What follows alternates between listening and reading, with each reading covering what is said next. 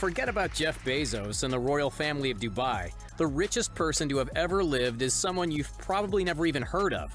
His name is Mansa Musa. This ancient beacon of wealth was lucky enough to inherit a moderately valuable kingdom, but it was his actions, his determination to hoard gold, and his skills of... My friend, what do you mean inherit a kingdom? There's a meritocracy. He deserves it, sir.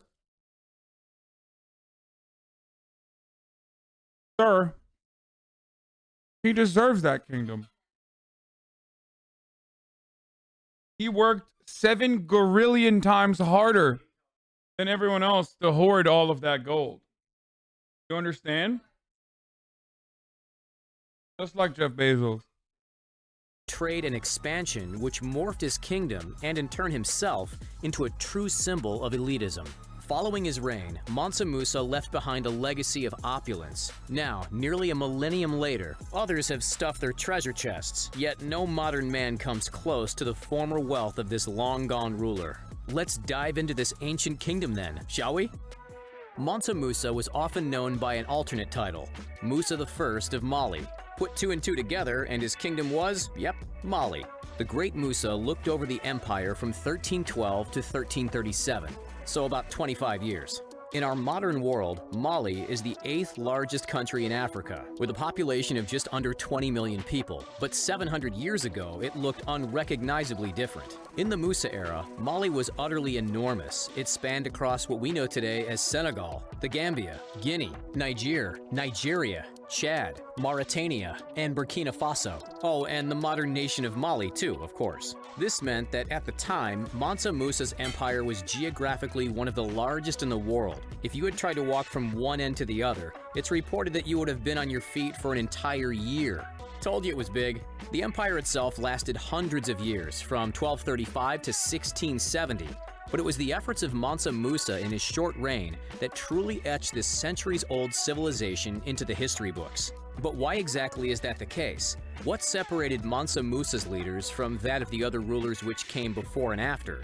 Well, even though his time as ruler may have been relatively short, his influence was profound. Musa came to power in 1312 and hit the ground running, quickly laying the groundwork to develop cultural centers. He imported famous architects from all across the Middle East and Africa and paid them to design focal points in what would soon become booming cultural and economical hotspots. For one, it's so funny when Americans try to say shit like, oh, well, we can't have healthcare here, man. Our country's too big.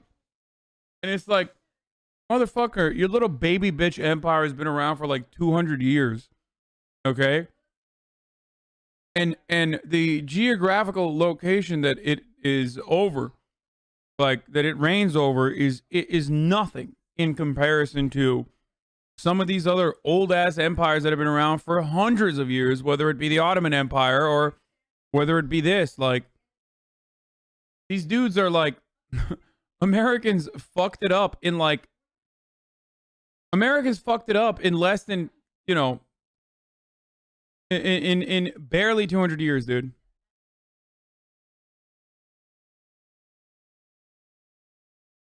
Rule number 1, yeah, speed run, dude. He expanded the city of Gao, which stands today in Mali. The Gao Mosque was constructed with burnt bricks, a material that had never been used before in the region. This was just one of many examples of Musa's innovations, the Hall of Audience in Niani being another. However, his most famous development was undoubtedly the infamous city of Timbuktu. He commissioned mosques and residential buildings, and most notably, the foundations for what would later transition into the University of Sankora. By the end of Mansa Musa's reign, the university would become fully staffed, showcasing the largest collections of books in all of Africa. These projects, as well as his willingness to facilitate trade and fuel the fire to a functioning economy, allowed Musa to transform the Kingdom of Mali into a cosmopolitan cultural and learning beacon for the Islamic world. At the heart of this world was Timbuktu, which served as one of the most important spiritual and trade centers in northern Africa at the time. Its learning hub, the beautiful Jingarabert Mosque, still stands today. Amazing, isn't it? Despite all of his success and progress, Musa's role as leader wasn't actually planned. The only reason he took the top position was that the previous king, Abu Bakr II, mysteriously disappeared at sea after setting out on a large fleet to explore the Atlantic Ocean. Sure, Mansa Musa built up the cities and powered a civilization, but that's not why he remained so famous. While the Musa name was already familiar to millions of locals thanks to his position as king, one particular event multiplied his fame substantially: his pilgrimage. As a devout Muslim, in the 17th year of his reign, Musa set off on his pilgrimage to Mecca in 1324, passing through cities like Cairo and Medina along the way. He ventured for more than a year, but he wasn't alone. While on horseback himself, he was leading some 60,000 men on foot, all inspired by Musa's dedication, power, and wealth. 12,000 of those men were carrying 4-pound bars of solid gold, while wielding golden staffs and dressed in high-quality silks and brocades. On top of that, some 80 camels were lugging heavy bags full to the brim with gold dust, some weighing as much as 300 pounds. Just to put that into perspective, based on the resource's value today, each camel would have been holding the equivalent of $9 million worth. Crazy, right? While they journeyed, Musa recruited teachers and leaders in the hope of spreading the learnings of his faith. However, that's not all he was up to. He also gave out gold freely along the way, and he didn't hold back with his generosity. It's said that specifically because of Musa's freewheeling nature to hand out gold, his massive spending and selfless donations caused hyperinflation in every place that he visited. Sparked a massive decade-long gold recession. Realizing that he'd made a mistake by giving so much away, upon his return to Mali, he borrowed it all back, and as a result, directly controlled the price of gold in the Mediterranean region. Well, allegedly. Okay, so we know that Musa was hoarding all the gold he could find, but how did he find himself in a position to acquire such enormous wealth in the first place? The majority of his riches spurred from an activity that's continued to bring stacks of cash to plenty of people to this day. Take a guess. Yep, mining.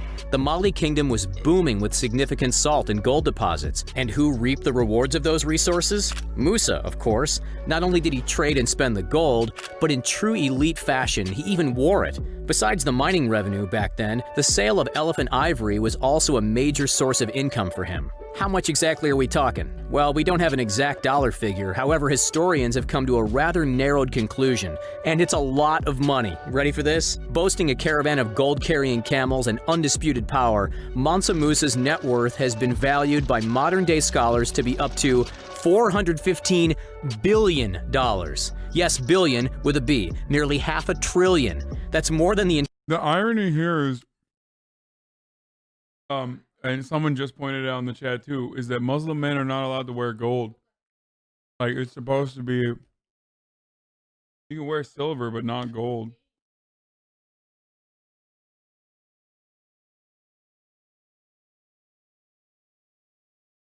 So, drip over Allah, I guess. Entire GDP of Singapore, Norway, South Africa, and Hong Kong. That insane number propels the historic Sultan into the upper echelon of history's richest men. He surpasses infamous American icons of wealth like John Rockefeller, $400 billion, and Andrew Carnegie, $372 billion, and makes some of the richest names in Hollywood appear broke. Dwayne Johnson's net worth is only a teeny tiny 0.07% of Mansa Musa's. Clearly, they're not even in the same league. But other royals are. How does Mansa Musa compare to the 21st century royalty? Over in England, Queen Elizabeth is worth an estimated $530 million. Imagine all that cash in a vault. Damn, the queen is so fucking broke, dude. What the fuck? Bro, this is sad, dude. Yo, someone give the queen some more money, brother. What the fuck is this? Yo, she's a broke boy, dude. I'm about to go up into the fucking... Had to go to the fucking royal palace and be like, smells like broken here, dude. What the fuck? Yo, you need to borrow some money? Vault. Now multiply that vault by 783, and you'll get an insight into Musa's massive wealth. It's incomprehensible. What about in the Middle East? Over in Dubai, the richest family member by far is Sheikh Mohammed bin Rashid Al Maktoum. Despite being an ultimate symbol of affluence with a bank balance of $18 billion, the UAE vice president and prime minister is still worth a mere 4% of the former ruler of Mali. But let's forget about the royals for a moment. Does anyone, royal or otherwise, even come close to Musa? As of 2020, 3 of the richest people on the entire planet are empires in their own field. Jeff Bezos, the richest man alive, is worth $184 billion. Not too far. Dude, just remember, like we're talking about the richest person in history who had an entire empire and had slaves and everything. And that level of wealth accumulation, we've gotten back to it in 400 years. It took us basically 400 years to get back to that level of wealth disparity. It's no different. Like, what we are watching is no different. I think the comparison between royal families and billionaires is a perfect one, because it shows you that it's not the monarchs that you have to fear nowadays. It's not the monarchs that have the wealth and power accumulation. It's the motherfucking billionaires, dude. The real, like, tech billionaires. They have that same level. Wait, didn't he say 1600? Did I fucking make that? Did I get that wrong? 700 years? Oh, it was 1300? I thought, oh no, I was thinking of the end of the empire. My bad. Sorry. No, he was around in the 1300s. Apologies.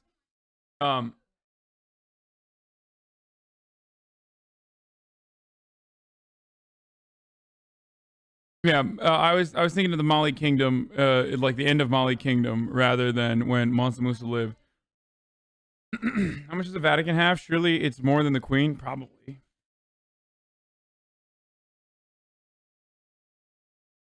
Every 100 years, we have like a great reset, dude. Every 100 years, you get the Carnegies and whatnot, and then income inequality gets to such an unmanageable position that, like, you gotta fucking break it down and then rebuild it a little bit with, like, modest welfare state reforms. And we're at the precipice of that. We're at the precipice of that right now.